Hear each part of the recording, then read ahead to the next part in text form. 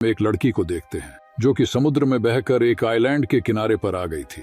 इस लड़की का नाम जेन होता है और इसके साथ इसका फ्रेंड ब्रेड भी यहाँ बहकर आ गया था। वो उसके पास जाकर उसे चेक करती है तो पता चलता है कि वो बुरी तरह से जख्मी था और कुछ ही देर में वो मारा जाता है। ये देखकर वो काफी परेशान हो जाती है और बाद में उसकी बॉडी को वहीं पर छोड़कर वो उस आइलैंड को सर्च करने लगती है, लेकिन इस आइलैंड पर कोई भी नहीं होता।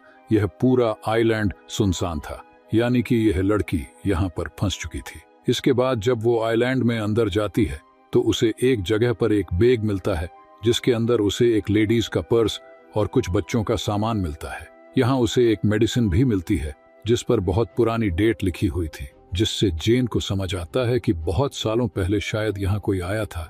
उसे इस सामान में माचिस भी मिलती है। उसे वो अपने पास रख लेती है और वापस समंदर के किनारे आती है। उसे वहां पर गिरा हुआ एक बड़ा सा खोखला पेड़ दिखता है।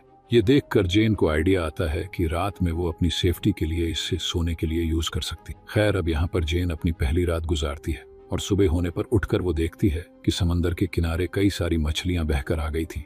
उसमें एक छोटी शार्क भी थी जिसका आधा शरीर खाया हुआ था। वो यहाँ से अपने खाने के लिए कुछ मछलियां ले लेती है। तभी जेन की नजर एक जगह पर जाती है जहाँ पर कि 3 लोगों की कब्र थी। ये देखकर जेन अपने दोस्त के लिए भी एक कब्र खोदती है क्योंकि उसके दोस्त की बॉडी सड़ने लगी थी। खैर, अब अगले दिन जेन जब आइलैंड का चक्कर लगा रही होती है तो वो देखती है कि किसी ने उसके दोस्त की बॉडी को निकालकर आधा खा लिया है। ये देखकर जेन काफी घबरा जाती है। उसे कुछ समझ नहीं आता कि आखिर यह किसने किया होगा। उसे लगता है कि जरूर यह काम किसी जानवर का है जो कि इस आइलैंड पर रहता होगा। इसलिए वह एक लकड़ी को नुकीला करती है और अपने लिए एक हथियार बनाती है। इसके बाद वो आइलैंड के बाहर बैठकर उस जानवर का इंतजार करने लगती है। अब रात हो जाती है और अब जेन को नींद आने लगती है, लेकिन वह जानवर अभी तक यहाँ नहीं आया था। अब अगले दिन जेन की आंख खुलती है और वह समंदर में एक सूटकेस को देखती है। वो सूटकेस को लेने के बारे में सोचती है, इसलिए वो समंदर में जाकर उस सूटकेस को ले लेती है। तभी उसे नीचे कुछ महसूस होता है, इसलिए वो नीचे जाकर देखती है तो यहाँ पर उसे एक बड़ा सा होल दिखता है, जिसे देखकर वह काफी हैरान हो जाती है। अब वो बाहर आकर उस सूटकेस को खोलकर देखती है। उसके अंदर उसे कुछ जूते और कुछ कपड़े मिलते हैं जिसे वो पहन लेती है। जब रात होती है तो जेन उस सामान को चेक करने लगती है और उसे उसमें कुछ फोटोज दिखते हैं। वो उन्हें देखने लगती है और समझ जाती है कि यहाँ पर कोई फैमिली छुट्टियां बिताने के लिए आई थी, जिसमें एक कपल और उनके 2 बच्चे थे। तभी जेन के ऊपर से एक प्लेन गुजरता है। ये देखकर जेन अपनी फ्लेयर गन चलाती है, लेकिन इसका कोई फायदा नहीं होता क्योंकि तब तक वो प्लेन जा चुका था। जब फ्लेयर गन की वो बुलेट नीचे आ रही होती है तभी जेन देखती है कि उसकी परछाई में उसे कोई क्रिएचर दिखाई देता है। ये देखकर वह काफी घबरा जाती है और आइलैंड की तरफ भागने लगती है और एक जगह पर जाकर छिप जाती है। वो क्रिएचर यहाँ आकर जेन को ढूंढने लगता है। इससे जेन और भी डर जाती है और आज की रात इसी तरह से बीत जाती है। अब अगली सुबह जेन फिर से उन्हीं फोटोज को देख रही होती है और वह एक फोटो में 2 चमकती हुई आंखों को नोटिस करती है, जिससे वो समझ जाती है कि ये वही क्रिएचर है जिसे मैंने कल देखा था और शायद इसी ने इस फैमिली को मारा होगा। ये देखकर जेन और भी ज्यादा डर जाती है और अब वो किसी भी तरह से इस आइलैंड से निकलना चाहती थी। अब इसके बाद वो सूटकेस को खोलती है और उसमें अपनी लाइफ जैकेट डालती है ताकि उसके सहारे वो तैरकर यहाँ से बाहर निकल जाए। इसके बाद वो सूटकेस में बैठकर यहाँ से निकलने की कोशिश करती है, लेकिन वो सूटकेस पलट जाता है।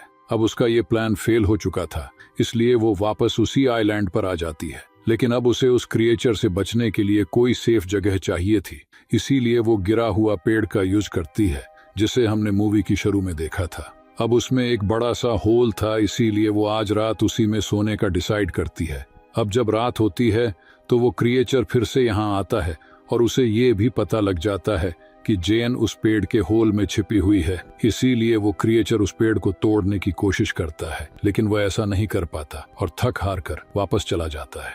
अगली सुबह जेन उस पेड़ से बाहर निकलती है और देखती है कि उस क्रिएचर ने कल रात इस पेड़ पर कई वार किए थे, जिससे वो काफी डैमेज हो गया था। इसके बाद वो उससे बचने के लिए एक नया प्लान बनाती है। वह समंदर से कुछ बड़ी मछलियां पकड़ती है और उन्हें वहीं एक पेड़ पर टांग देती है।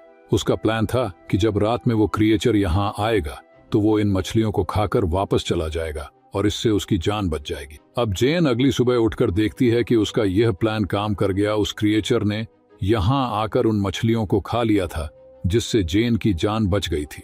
तभी जेन की नजर समंदर के किनारे पर जाती है जहाँ किसी की बॉडी बहकर आ गई थी। ये देखकर वो उस बॉडी के पास जाती है और देखती है कि ये बॉडी काफी सड़ चुकी थी। ये देखकर उसके मन में एक आइडिया आता है और वो इस बॉडी को भी वहीं पेड़ पर लटका देती है ताकि वो क्रिएचर उस बॉडी को ही आकर खाए और चला जाए। अब उसके लिए यहाँ सरवाइव करना काफी मुश्किल हो गया था। आज रात के लिए उसने यहाँ पर एक गड्ढा बनाया था जिसमें जाकर वो छिप जाती है और उस क्रिएचर के आने का इंतजार करती है।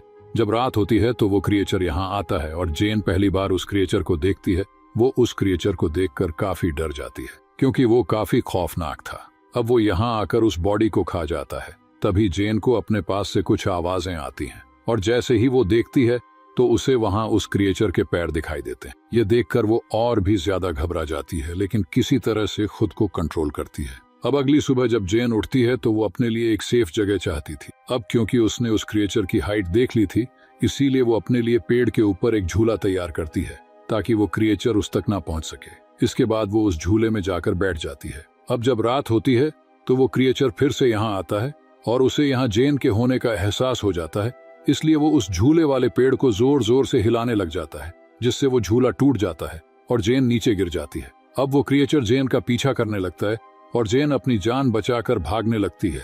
तभी जेन देखती है कि वो क्रिएचर जमीन से ज्यादा तेज पानी में दौड़ रहा है और वो पल भर में उसके सामने आकर खड़ा हो जाता है। लेकिन जेन अपने उस लकड़ी के औजार को उस क्रिएचर के पेट में घुसा देती है। वो क्रिएचर जेन को उठाकर पानी में फेंक देता है और जेन खुद को किसी तरह से संभालती है।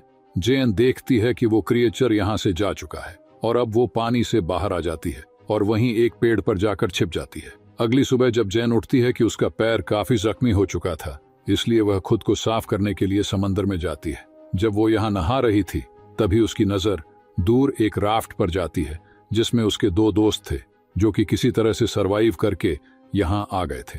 उनका नाम लुक्स और मिया होता है। इन्हें देखकर जेन काफी खुश होती है। अब ये जेन के पास आकर बैठ जाते हैं और जेन उन्हें खाने के लिए कुछ मछलियां देती है। वो यहाँ पर इन्हें उस क्रिएचर के बारे में बताती है। वो कहती है कि हमें जल्द से जल्द यहाँ से निकलना होगा क्योंकि मैं यहाँ पिछले 7 दिनों से फंसी हुई हूँ। लेकिन लुक्स और मिया उसकी बातों पर विश्वास नहीं करते। उन्हें लगता है ये झूठ बोल रही है।